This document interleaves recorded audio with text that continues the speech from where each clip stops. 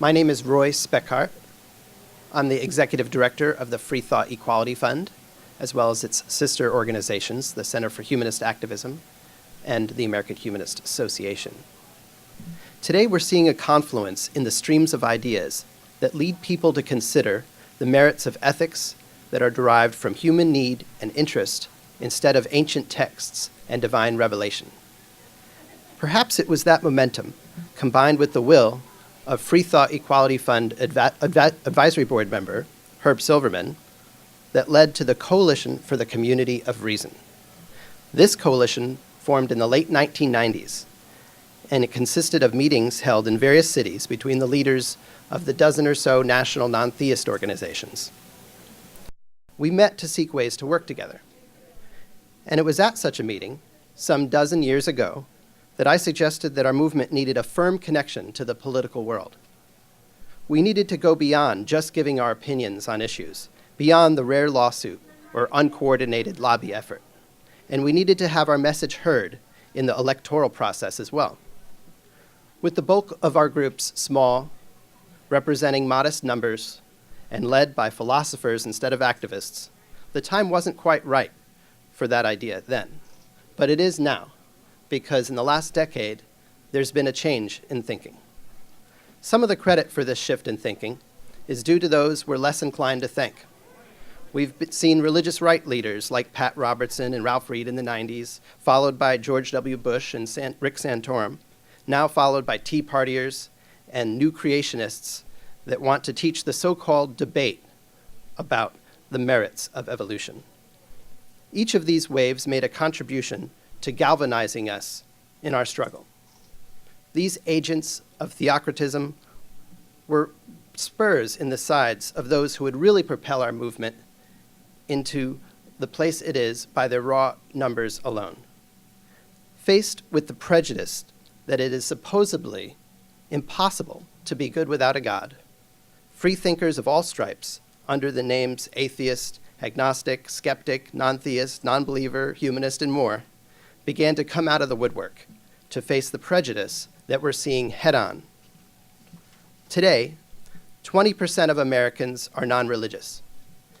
Even confining that to those of us that don't believe in an intervening God, we're looking at 14% of America. That represents more people than that of Muslims, Jews, Mormons, and Pentecostalists combined. More than the estimated gay and lesbian population, more than most ethnic minorities. We are, in fact, one of the largest minorities in the United States today, but you'd never know it from our organized numbers or political power. It's time for that lack of representation to change. As a leader of the American Humanist Association, I'm aware that humanists have had a history of progressive issue leadership. Not many know this, but we were among the first to support elective abortion, even before NARAL existed, before Planned Parenthood had addressed abortion. We supported same-sex marriage before Stonewall and Harvey Milk's activism, and we supported death with dignity before Jack Kevorkian and the Hemlock Society. But our leaders realized that it wasn't enough to be ahead of the curve on our message, but we had to share if we're only sharing it amongst ourselves. So we established an active presence here in Washington, D.C. The American Humanist Association stepped up its lobby efforts, forming the Center for Humanist Activism, a 501c4 organization, to increase its legislative impact. And the entire growing movement came together to form the Secular Coalition for America, to represent Americans who are secular on Capitol Hill. We know that by seeing ourselves more firmly as an in-group, as united in our thinking, we stand a chance to make real change heretofore unheard of. And now it's time to make the next step and enter the electoral arena. The need is more than apparent, and with the financial support of Jeff Hawkins and Janet Strauss to help us organize, staff, and market this initiative, the dream has become a reality. That's why I'm pleased to announce the American Humanist Association's Center for Humanist Activism is launching the Freethought Equality Fund today. Thank you. Good morning. My name is Maggie Ardiente. I'm the Director of Development and Communications for the American Humanist Association. Today, in many parts of the country, atheists and humanists experience discrimination, bullying, and fear for expressing their non-belief. Whether we recognize it or not, Americans are held captive to the will of the religious right leaders who remind us of our inferior position by using the power of government to enforce laws that put truth claims about religion in front of us at every turn.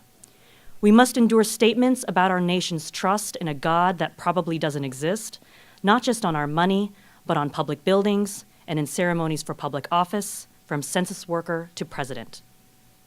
Our children and grandchildren have to hear a pledge that excludes them and their family every day at school. And if that weren't bad enough, they are asked to stand and recite that pledge along with the majority. We have to watch on as our neighbors go unpunished for child abuse because they claim a religious exemption to certain laws. And such exemptions may also apply to vaccinations that leave our own children more vulnerable to disease. We have to spend our tax dollars on schools in most states where educators refuse to teach the evidence that massively supports a theory of evolution that unites everything we know about biology. And in an even more blatant display of unfairness, our tax dollars are spent on religious charitable organizations that exclude us from employment and exclude us even from their services. Our patriotism is suspect, our value system is dismissed, and the more we come out of the closet in certain communities as people who don't happen to believe in a God, the more we observe new limitation in our business opportunities and in public life. That's why atheists and humanists are becoming more and more politically active, especially when we now realize how powerful our voting bloc can be. These voters do not want to see their taxpayer dollars toward faith-based programs or supporting houses of worship. These voters want politicians that will stand up against attempts by the religious right to characterize the entire country as a Christian nation.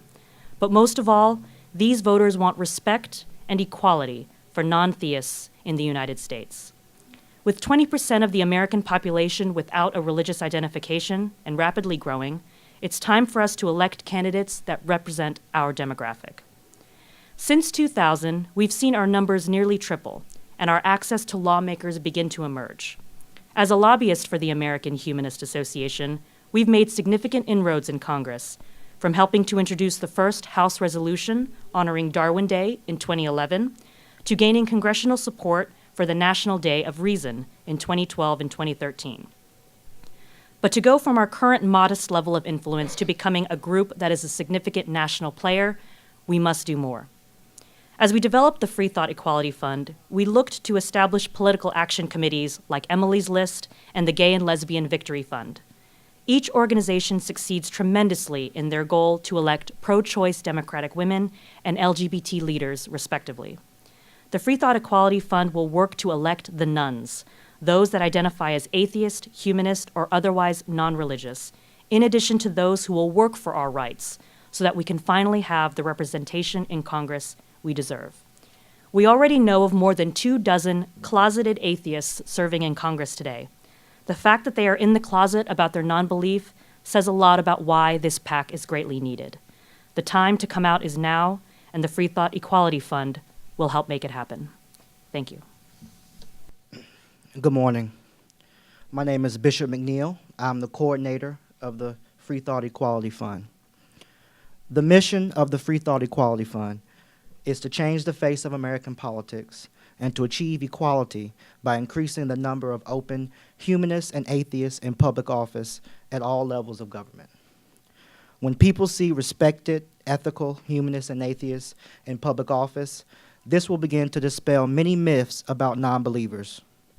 The Freethought Equality Fund will also support a number of candidates who identify as religious, but who are leaders in protecting the separation of church and state and defending civil liberties.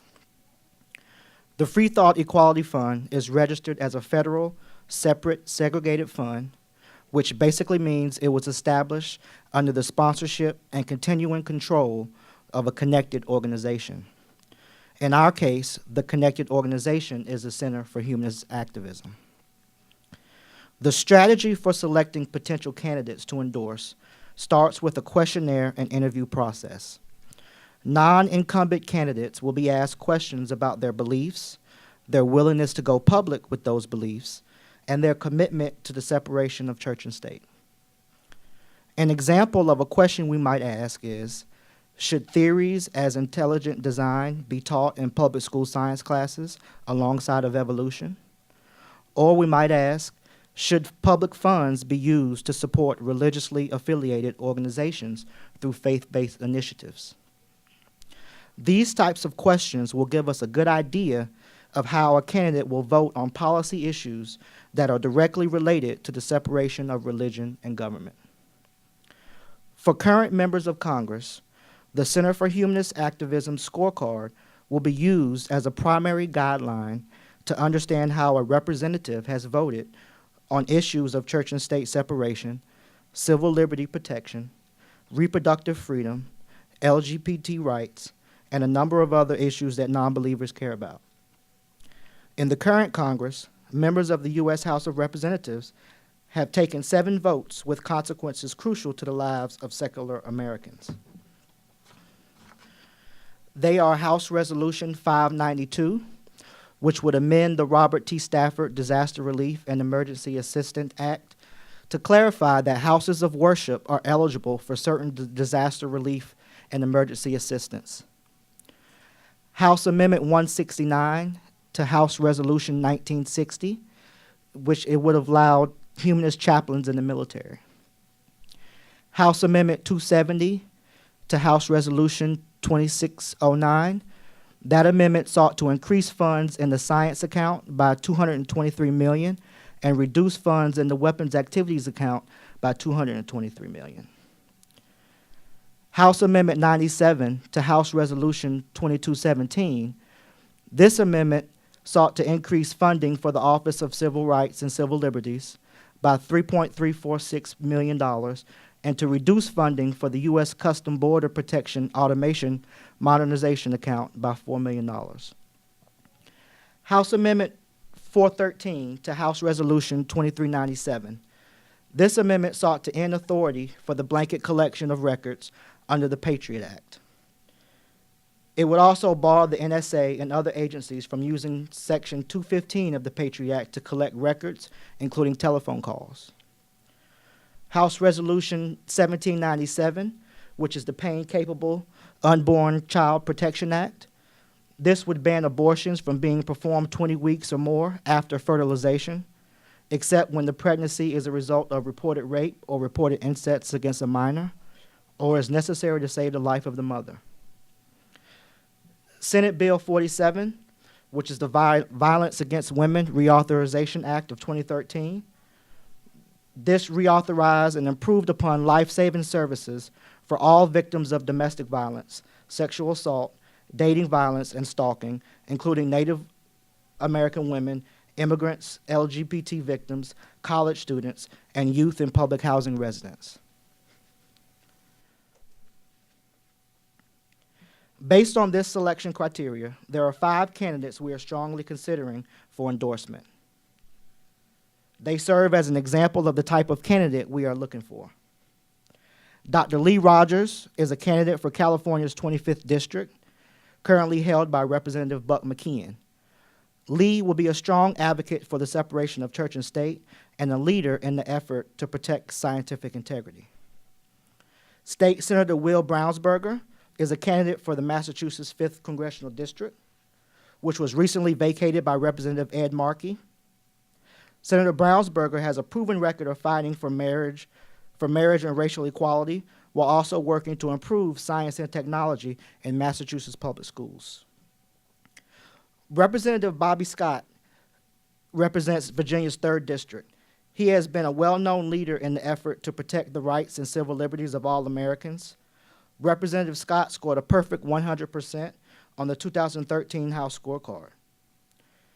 Representative Rush Holt represents New Jersey's 12th District. In January, Representative Holt introduced House Resolution 41 that recognizes Darwin Day, an annual worldwide celebration of science and humanity on February 12th, the anniversary of Charles Darwin's birth. Representative Holt also scored a perfect 100 on the scorecard. Representative Judy Chu represents California's 27th District. In 2011, she voted against a resolution that reaffirmed "In God We Trust" as a national motto. She has been a longtime advocate of church and state separation and scored a perfect 100% on the 2013 House scorecard. Now, there are several ways in which our endorsement can have an impact on elections. The first and most obvious is a financial contribution to a candidate's campaign. According to FEC regulations, the maximum amount we can contribute is $5,000 per election. The second way we can have an impact on an election is through independent expenditures. There are no limits on the amount spent using this method. However, there must be no coordination with the candidate or his or her campaign staff. Direct mail, radio and TV advertising, and robocalls are examples of independent expenditures the Freethought Equality Fund might use to support an endorsed candidate. The final way we can have an impact on an election is by calling on our supporters to either make a financial contribution to our endorsed candidates or volunteer their time doing a number of different election activities such as canvassing, phone banking, or working the polls. It is long past due for non-believers to have a say in who we want to represent us as our elected officials. Through careful research of potential candidates, the Freethought Equality Fund seeks to be at the forefront of the battle to erase the negative stigma associated with atheism or humanism by having the ability to influence political elections. Hi, my name is Woody Kaplan. I am the Advisory Board Chair for the Secular Coalition for America, an organization which I might add the American Humanist Association is one of the members. And Jason Torpy is sitting here, and he is president of the Military Association of Atheists and Freethinkers, and they're a member of our coalition. Each of our member groups has a vested interest in changing America and its government. And thank you, Roy, for putting together something that lets us put our money where our mouth is. We are going to make a difference. We're going to make significant financial contributions to individual campaigns for people who believe in the separation of church and state. And the member organizations are going to support those candidates. And this is a fabulous vehicle for doing so. Whether or not we have a Grover Norquist-like pledge to keep God out of government, or whether or not we just do it with our dollars, this is going to make a difference. We're going to win some seats in Congress. Thank you. All right. We're happy to take questions that folks may have. Just mention your name and where you represent. Jerome Sokolovsky from the Voice of America. I wonder if you can tell us how much money you have at your disposal at this moment to support candidates. And I also wonder, in many of the discussions I've had with non-religious people who've been turned off by churches and organized religion, they talk about the political involvement of these organizations as a reason that it turned them off. And since politics seems to corrupt the hand of many people who touch it, I wonder how you're going to prevent that happening to you. Two good questions. One about the funding. And the funding that we have now is startup funds and administrative support and staffing funds that will last us for 2 years, meaning that every dime we raise can be supporting candidates. So we're ready to go and launching today, seeking those funds for candidates, if that helps answer that question. The other part regarding not being corrupted by government and politics, which I think those of us inside the Beltway are certainly familiar with, this is something that I think had given our movement some reticence a decade ago, when we first started talking about the idea of getting involved in politics, but not today. Today we realize that if we don't get involved in politics, we don't have a seat at the table. We don't have a way to change the overarching prejudice that exists against us. This is a step we have to take. Hi, I'm Catherine Burgess from Religion News Service, and my question is, how many other non-theistic PACs are there? That's a little uncertain.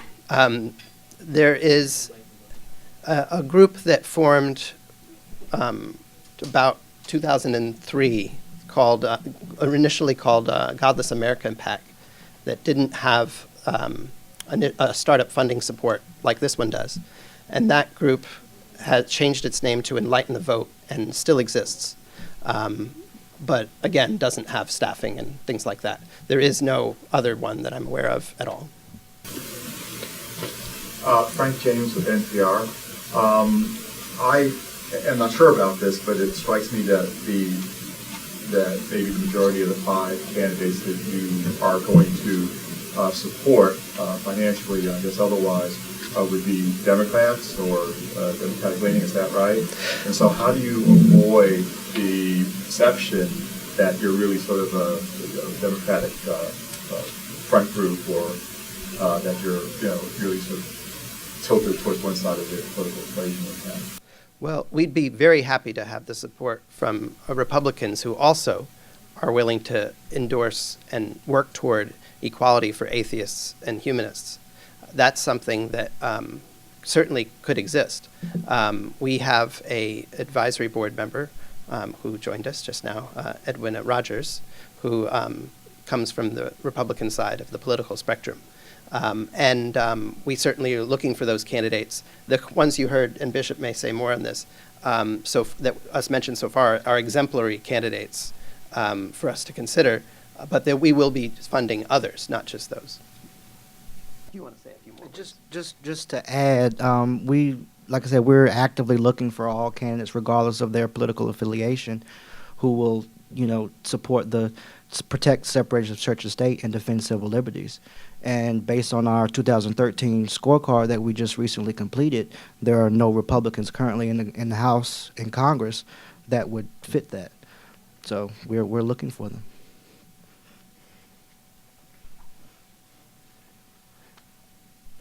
You just brought up one of the things that motivates me. There was a race in a Midwestern state with 2 candidates who were both terrific on our issues for the U.S. House.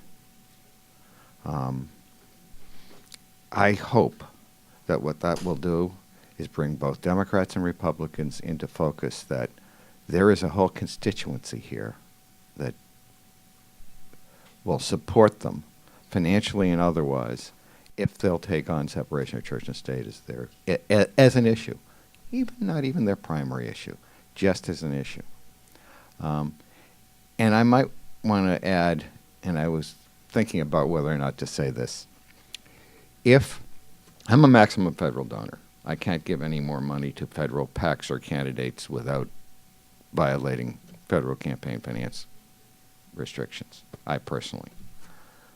But I would like to be able to give the maximum gift I can give to a PAC, and I think it's $5,000 to this PAC if we can figure out how to go into non-federal elections as well. And I'm not the only one. There are other people that really want to do this. There are other people that this is their primary motivation as donors. And I'm hoping we can figure out how to stimulate that. Which race was that you were referring to in the Midwest? It was. I can actually, embarrassingly enough, name the Republican candidate who lost, a guy named Robert Dold, and the Democrat who just won is Illinois. I think it was a 11th district, and for the life of me, I can't remember his name, but that's age.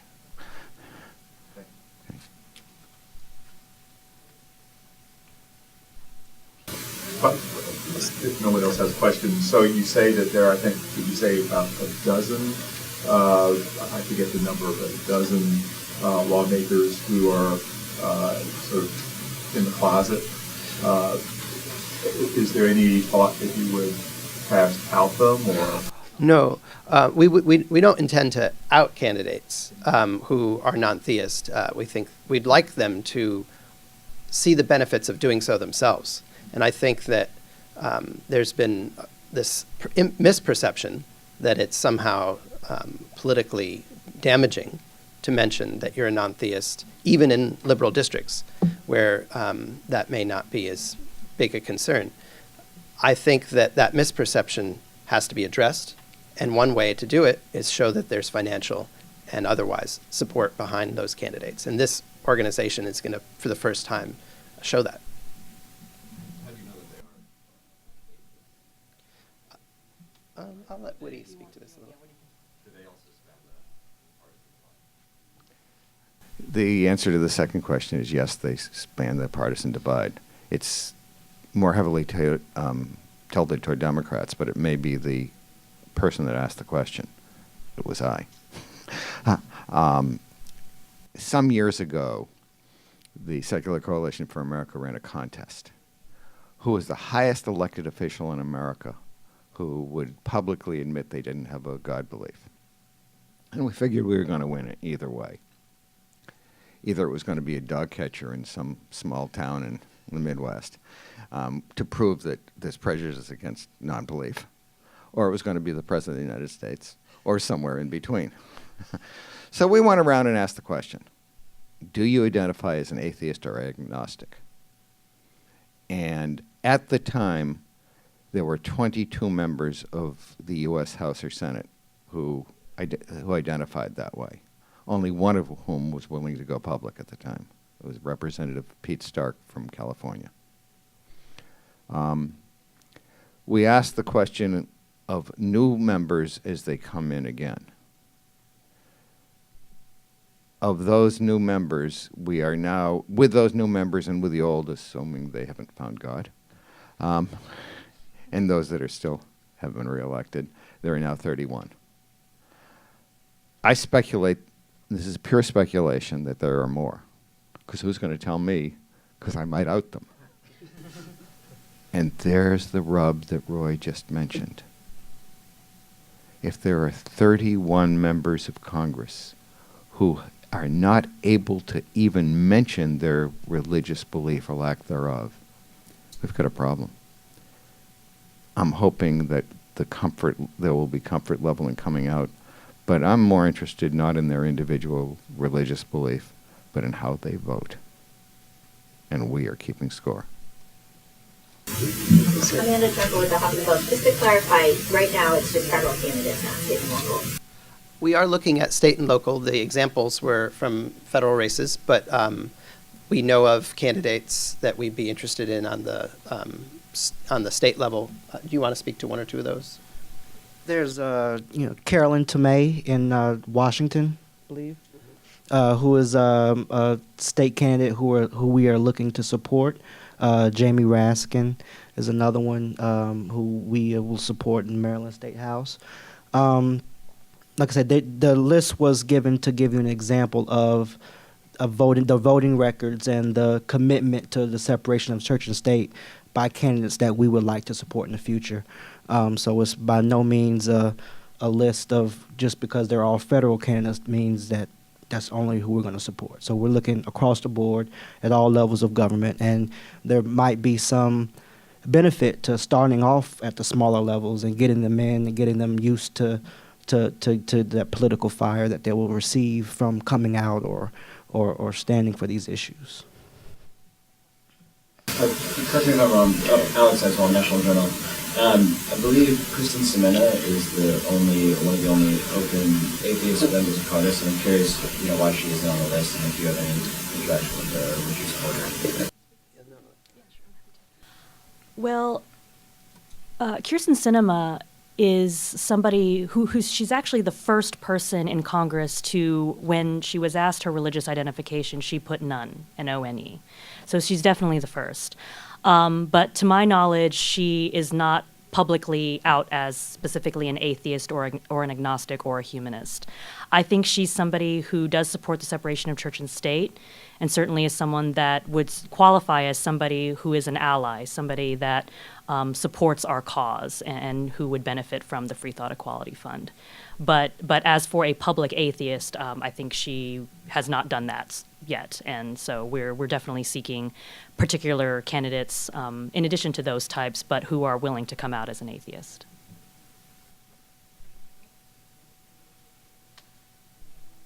I'd like to add that my perception as a donor is I'm much more interested in people that recognize Article 6 of the Constitution, providing for no religious test for public office. I actually don't care what somebody's personal religious belief is, and I'm not even sure I'm comfortable with what I said before about the people that identify as non-theist. I don't care. What I care very much about is that public policy in America is religiously neutral and doesn't confuse ancient beliefs with good science. I think that's where our money is going to come from, and that money we give to candidates is going to come from.